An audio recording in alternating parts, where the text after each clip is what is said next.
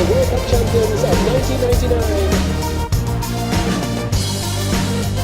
What a victory for the Sri Lankans. A fantastic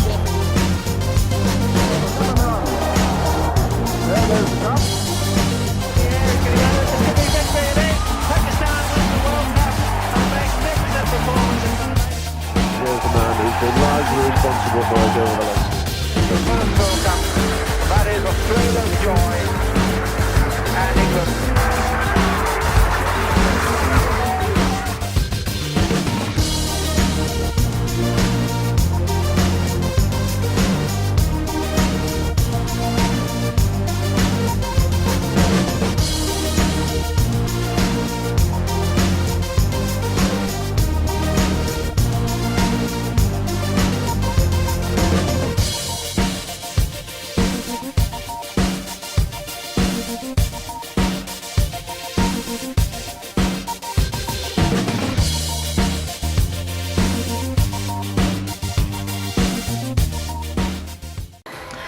Welcome to another episode of Match Point by Dr. Adnan, and you are watching special episodes of Match Point. Here GT20 League is at its topmost, it's approaching towards its end, and we're going to see that who's a winner of this game. And Dr. Adnan would be telling you guys that who is the special guest today with us. Yes, Dr. Dilnishi, as we were discussing about the Cricket B West Indies, which is the giant killer right now in this very league, the first of its own kind, the Global T20 Canada, first time ever to be played in the history after the Mercury Group announced that this would be staged every year until 20 years, and it's a long contract, and we will see lot of games in the future years and might be extending to the USA or West Indies or the multiple pitches or the multiple grounds. But this is the very first edition and the very first time 6 teams are over here with the Montreal Tigers, Edmonton Royals, Toronto Nationals, Winnipeg Hawks. But there is a one team there, Cricket B West Indies, team to watch.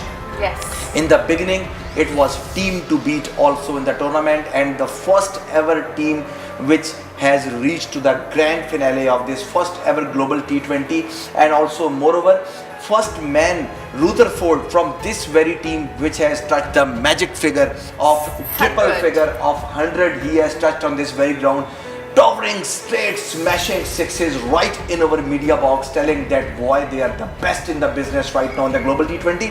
But right now our guest, he is from Cricket B West Indies, but he is not playing right now on the pitch.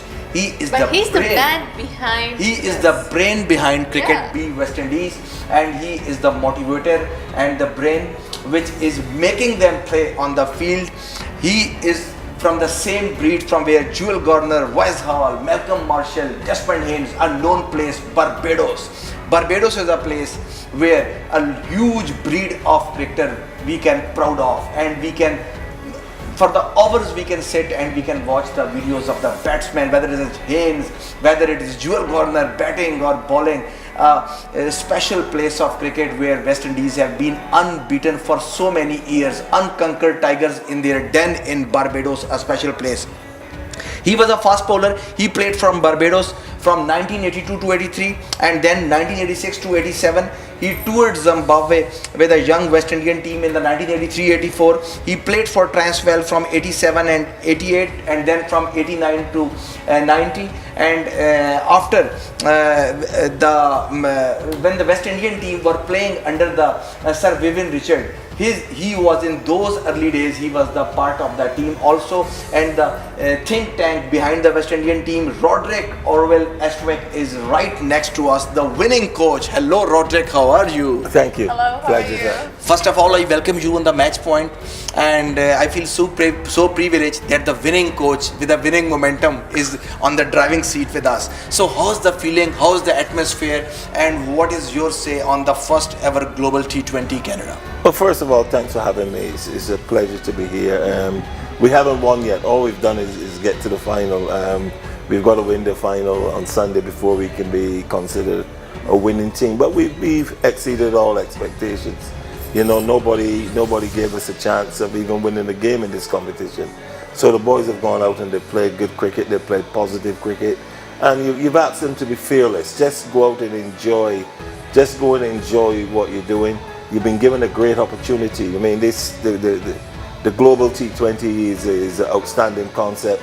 It's good for cricket in this region, and it's good for these young boys to get the exposure because the cricket is going to 13 different countries. So if you go out and you play like that, I mean, young Rutherford on Thursday with that wonderful innings, at least he gave himself a chance to be seen on a global stage, on a world stage, for people to see him, and it could also lead to bigger things for him. Perfect. This GT20 League is first ever going to play in Canada. So what's your thinking about this league, and how do you see that this league in future? What's your ideas that how this league gonna flourish in future? Because lot of teething issues and the one page and lot of factors have been seen. As a West Indian, having a tremendous pitches and lot of pitches in the country, and now playing on the one page. So I mean, something in your mind which should be improved next time. Yes, I mean, exactly. obviously the pitches have to improve. I mean, they've already said that they might go into the drop-in pitches and get better pitches. If you can find a few more facilities, a few more grounds where you can take it around the country as well, and obviously I would love to see 2 Canadians playing in each side. I think that if you're going to come to Canada, you've got to also help to develop Canadian cricket, and I think if they can come up with the idea that in every franchise team there must be 2 Canadians playing alongside these superstars, it would give Canadian cricket a boost. It would help people in Canada to identify with the teams as well, because then you suddenly get families and friends want to come out and support the local Canadians, and that might be a way to help increase the crowds as well. And Roderick, as you mentioned about the Canadians, so talking about, we have seen now Abrash Khan playing over here, Rizwan Cheema, he was yet to play, and the other one, Saad bin Zafar, he was playing from the Chris Gayle team, and then we have seen Junaid Siddiqui from the Hawks. So what was your say? Whom you saw the potential bowler or a batsman in the Canadians? Well, the one that plays for Chris Gayle's side, I think he looks a very good bowler, and there was a seamer that played for I think Tom Moody's side. I can't remember his name, but he came and he bowled at us to the death. He was able to consistently hit his Yorkers, and so you could see that there's talent. And once you give a talent a chance to flourish and expose talent, then you've got a chance. It's no good if you're not giving them a chance. You've got to water it and help it to grow. And if you help it to grow, then Canadian cricket will be stronger. I heard the president saying that he would like to see Canada in the World Cup in eight years' time. Wow. Well, if you're going to do that, then you've got to put systems in place to make sure that you do that. I mean, people wouldn't know that Canada has been at 2 World Cups, cricket-wise, so the governments need to get behind cricket and get the facilities, improve the facilities, and help cricket to grow. They've only been to 1 football World Cup, and you've got some outstanding football stadiums. So if you've been to 2 cricket World Cups, then you've got to match that as well and get outstanding stadiums for cricket as well. And Roderick, who is your silent killer? Nicholas Puran, Justin Greaves, Fabius Allen, or Rutherford? The silent killers in the tournament. What we're trying to do is just to get 5 people to perform each game. That's our aim. If we get 5 people to perform on a given day, then and the others can support, because you never see in any sport where it's a team sport, you get 11 players performing to Correct. the maximum. People are going to fail. So what we want is 5 players to perform and the others to support and be an exciting feeling team. And those are the things that we've prided ourselves on, and those are the things we've executed well. Yeah, and earlier we were talking about the Montreal Tigers. I think you were mentioning about the Ryan Khan. He was the man from the Canada who was playing for the Montreal Tigers. Yes, so I think he was quite impressive yes, also. He was, right, he has also been to the Pakistan Super League. He was chosen as a Canadian Zelmi at the benchmark of the Peshawar Zelmi along with the Darren Sammy. Darren Sammy took him also. He was selected. He was a part of the Pakistan Super League also. So he's one of the, you're absolutely right, he's one of the rising player. He's an all-rounder. In one game he also clicked with a bat also. He's a tall man. Yes. And the full length deliveries. Yeah. We are just as mentioning that your stint as a bowling coach with the Cricket West Indies under 19 in 2016. How was that? Well, I've been around West Indies cricket for a number of years. I don't know if people know, but I've been to 4 under 19 World Cups. You know, so I've been around West Indies cricket. I've been with the senior team as well. And my motto is just to help West Indies cricket in any way, assist in any way, help to guide these young people, because sometimes they need guidance. Be a father figure for them. When they do well, you praise them. When they don't do so well, you have a quiet word. When you keep encouraging, because cricket sometimes can be a very lonely place. You have more failures in cricket than success. So you've got to try and keep them grounded when they do well, and when they're not doing so well, give them a hug and let them know, well, tomorrow's another day. Keep working, keep putting the team first. And I strongly believe if you put the team first, you will do better than if you have your own personal goals, because your personal goal might be to make 50, but the team might require for you to make 75. And if you do those things and put team first, then you have a lot more fun, and you have a lot more enjoyment, and celebrate each other's success. Today is your day, tomorrow is somebody else's day. You know, Rutherford had an outstanding day on Thursday. Hopefully it's somebody else's day. It might be his day again, but who knows? You are absolutely right. 11 people are not going to perform a single match. Never. We have seen Rutherford struggling earlier in the tournament. Correct. And Puran was working, and Justin Greaves, and soon he got his chance. They were not working, and he fired right. And we were not believing. I was not expecting this much from him, that he will fire like this. That was a surprise factor for me.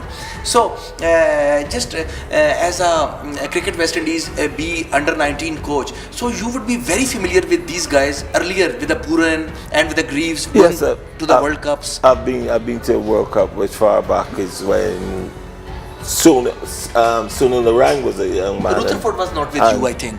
No, he didn't. He was not with he wasn't you there, but Justin Graves and Puran and Brandon King and Fabian Allen. Famous Allen was there. You can go back to Dwayne Smith. You can go back to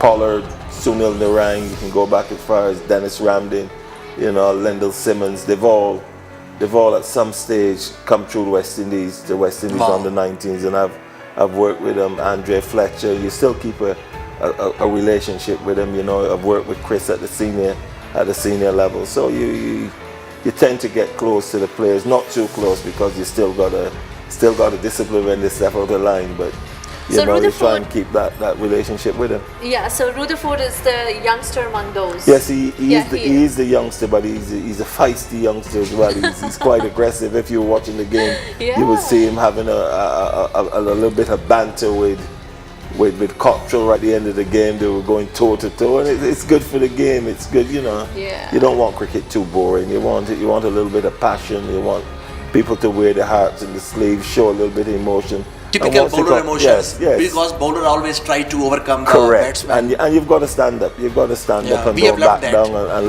don't let him, you know, intimidate you. Let him know, well, you're in a battle. Yeah. So among these bunch of youngsters, the brilliant stuff what we have seen, what Puran now has played for the West Indies for the T20s, I think. So whom you are thinking will make soon to any format in the Cricket West Indies? Well, the 5 or 6 probably you think will have a chance, but it's up to them now. They've showcased the talent. You've said to the world, look, we can play. But the thing about it now, that the world will have footage on you. You know, the coaches and the analysts would highlight your weakness, and you've got to now go and continue to work at your game. All they've done is have one good series here in Canada. It's how they build on it and how hard they're prepared to work, how disciplined they're going to remain, so that they can keep improving. Because one swallow don't make a summer. You've got to try and make sure that you work hard, you stay disciplined, you stay focused, and you improve your game, because they're going to know your strength, they're going to know your weakness, they're going to be coming at you hard. And if you're prepared to stand still, then you're not going to go very far. So something for you, Roderick, we want to ignite some nostalgia back to the 1982 and 84 when you were with the Lancashire. Tell me about that stint. Lancashire is the county which I was loving in my school days in the 80s, when Alex Stewart was, when Wasim Akram was over there, and then Mike Atherton, the English skipper, was over there, and that rose and the beauty of Lancashire. How was your experience with the Lancashire? It was lovely. You know, you're coming from a strange country, and you're coming from a. I remember going there and you couldn't understand a word they were saying. You're thinking, wow, you know, and it's cold and it's freezing and it's drizzly, and you know Manchester, you know Lancashire, it never stops raining. You know, but the cricket was lovely. The cricket was Lovely exciting. cricketing atmosphere. You know, you could get out for a duck and people would still applaud. You know, in the West Indies, you get out for a duck and people threaten your parentage, and you know, in England, I'm thinking, Same in the wow, South Asia. you know, this is so nice. And I think Justin Reeves is enjoying this also. Oh yeah, He's also you know, in some stint in the UK. It's a different type of cricket, you know, but it's a good experience. You get the moving ball, you know, you can get snow, you can get hailstones, you can get 3 different climates in one day. But I would recommend it for any young cricketer to get over to England and play cricket in England and get a chance to experience the moving ball, getting a chance to be a professional, which will help you to develop your all-round game, because you've got to make sure you perform, because you're paid to perform. In the West Indies, you don't get paid, so you can have your off days and you can relax a little bit. But when you're paid professional, you know it's your living, and if you want to keep your job, you've got to keep your standards up. So you are watching Match Point, and the champion coach and the team West Indies B, the giant killer team's coach, is right next to us, and we are going on with a very interesting conversation. We have to take a very short break, and when we will come back, we will play a straight drive and a rapid fire with the coach, because after the players now it's a coach time to answer the rapid fire. Stay tuned to EAWAZ. You are watching Match Point with Dr. Adnan.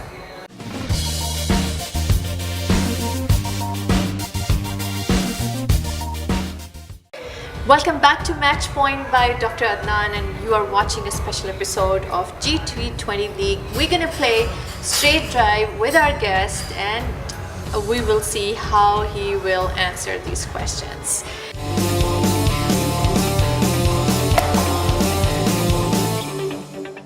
Yes, man. Are you ready? I'm ready. Okay. So, who's your favorite singer? Elton John. What's your favorite movie? Shawshank Redemption. Okay. What's your favorite destination in North America and Canada? I like Miami. I like Fort Lauderdale. I visited quite a bit for a holiday, so it's quite relaxing and easygoing. I prefer it that way. What's your favorite food? Interesting. Any kind of Indian food. I like spicy food. I like naan bread as well. Naan bread? Yes. But your team told me that they have not tasted the Indian and Pakistani food. Well, they've missed out. Okay, so what's your favorite ground? Cape Town, the Newlands in Cape Town, South Africa. in South Africa. What's your favorite moment in your career?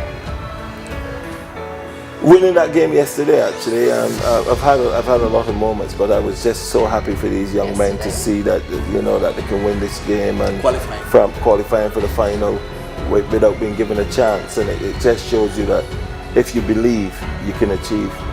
Perfect. What's your favorite destination here, not here, like all over the world? What's your favorite destination holiday? I would say Cape Town as well. You know, you look at Table Mountain is beautiful. You know, the weather is nice. You can go down to the beaches. I love Cape Town, and the people are so friendly. Okay, your best habit. Sleeping. Your worst one. Watching TV too late at night. You know, my family will complain that right throughout the night I'll be watching TV and all night late at night and disturbing everybody else, really? Especially if they have to go to work and I don't have to go to work. You know, you tend to stay up a little bit later. Okay, so how should I question? Have you ever been deceived twice from one place? Deceive. Yeah. Well, I've been By any person or I've from been- any place? I've been conned a few times in my life. Yeah, I was conned in South Africa out of some money, but you tend to put that behind you. You know, you put it down to experience. You put it down to learning experience. Yeah. You trust people at face value because that's the way most Westerners are. You know, we take people in and we encourage them, and you were disappointed, but there's no point looking back because if you keep looking back, you'll never move forward. So you just try and put it behind you. Okay. So if you're batting or bowling, with which player you feel like you're comfortable or you're like complete with him? I used to love bowling with Malcolm Marshall because I know that The great Malcolm the Marshall. players, the batsmen are so much concentrating when he's bowling. They tend to relax a little bit when I'm bowling, so I've got a greater chance of getting wickets. So I used to love bowling with him because he would create a Rest in lot peace. of pressure. We are so yeah. sorry for him. Yeah. You know, and he was so knowledgeable as well on working out batsmen's strengths and weaknesses because when we played, you didn't have all this footage and analysis and everything, so you had to work people out there and then, and he was marvelous at working it out, and bowling with him was such a pleasure and such an honor, you know. Thank you so much. Thank you so And much. before saying goodbye to him, we will go on the rapid fire and we will put some deliveries on the front foot to the coach and we will try to bowl them out.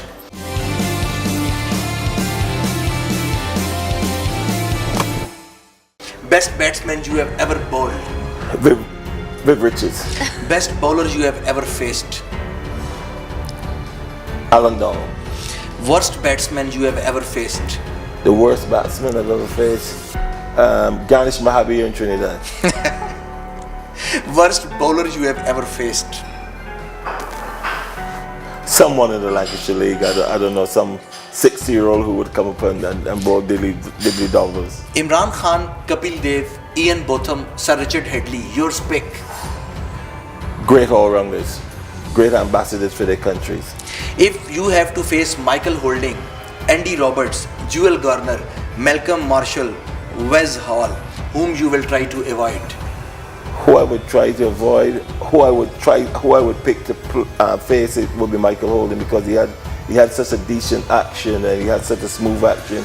I found it easier to bat him, not because of his pace, but because of his action and his run-up. The others I would try to avoid. If you would not have a cricketer, you would have been? Policeman. I wanted to be a policeman so bad, it was unbelievable. Your best roommate? Clyde Batts from Guyana, who toured me with the West Indies. Your worst roommate? Mandy Yackett in South Africa. He couldn't get to sleep. Well, we had to play against Sylvester Clarke in the final one night, and he just tossed and turned all night, and he couldn't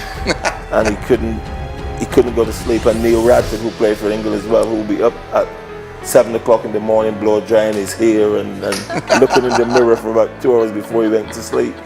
Okay. Your favorite captain, all-time favorite captain? Imran Khan. Your favorite captain for the West Indies, Clive Lloyd or Viv Richards? I think Clive, because Clive united a whole region when we were struggling. Before 75, 76, we were a group of very, very talented cricketers, but not a group of disciplined cricketers. And Clive brought that professionalism into it, and he was able to unite us, and he was able to get us to be more professional. And for 20 years we ruled the world based on the foundation that Clive set. So I would say Clive, even though Viv was the most successful of the two. Shoaib Akhtar or Brett Lee? Love Shoaib Akhtar. If you need to avoid one bowler, one end there is a Brett Lee, other end there is a Shoaib Akhtar, whom you will avoid? I would probably stay at the non-strikers end for both of them. Brian Lara or Sachin Tendulkar, your pick for the ODIs? I would have to go with Brian. I think for me, Brian is one of the greatest batsmen the world has ever seen. He was fortunate enough, Sachin, no disrespect at all, great cricketer, but he had a lot of great batsmen around him. You know, he had Lakshman, he had Sehwag, he had Dravid, he had Ganguly, where Brian virtually went alone. You know, and it's very, very difficult. You would always find great batsmen functioning with other great batsmen, but Brian, at his peak of his powers, didn't have any other great batsmen with him. Brian Charles Lara, 400 not out. David Gower, Javed Miandad, Sunil Gavaskar, Viv Richards. Your pick for the test team drafting. One man you can pick. Viv Richards. AB de Villiers, Corey Anderson, Shahid Khan Afridi.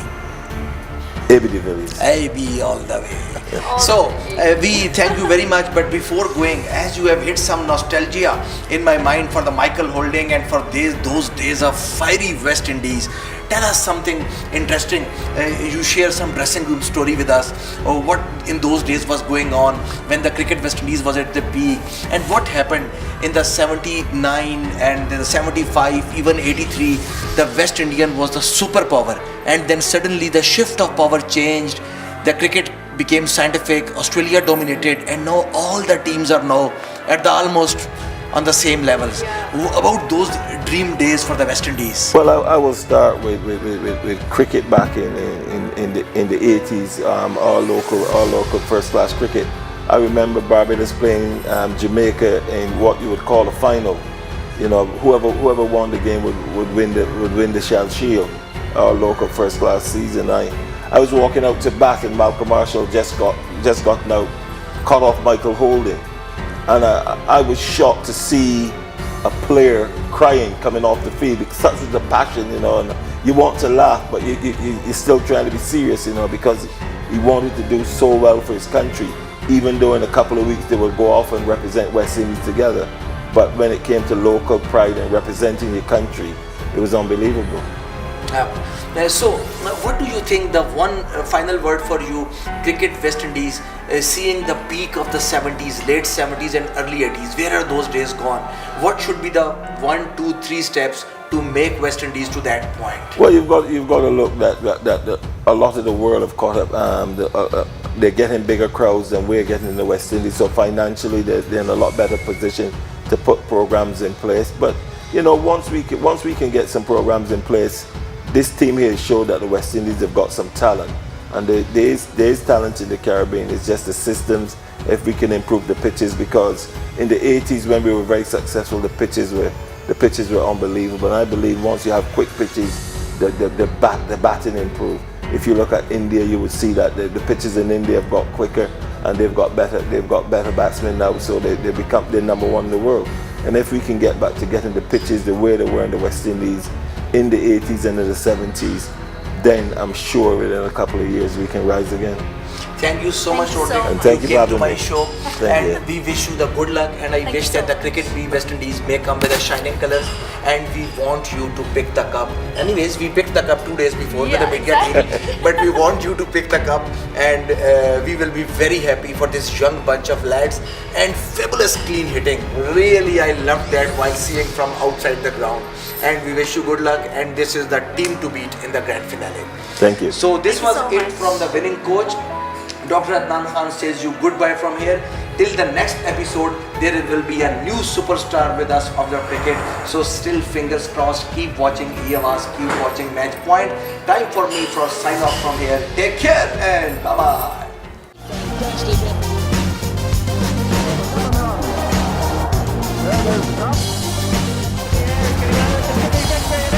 Pakistan win the World Cup. A magnificent performance. Here's the man who's been largely responsible for it over the last. The first World Cup. That is Australia's joy.